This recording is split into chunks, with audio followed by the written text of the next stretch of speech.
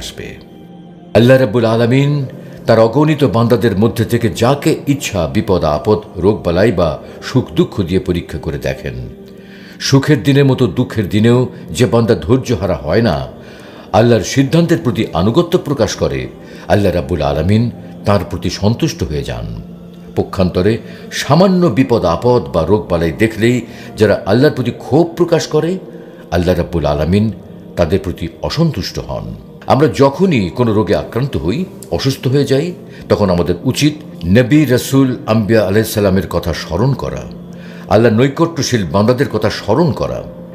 দীর্ঘদিন ধরে নানা রকমের দুরারোগ্য রোগে আক্রান্ত থেকেও তারা কখন ধৈর্যহারা হয়ে যাননি, আল্লাহর প্রতি ক্ষোভ দেখাননি, বরং সুস্থতার দিনে সুখের দিনে যেমন আল্লাহর শুকরিয়া আদায় করেছেন, তেমনি এই বিপদের দিনেও আল্লাহর সিদ্ধান্তের প্রতি আনুগত্য প্রকাশ করেছেন। অধৈর্য না হয়ে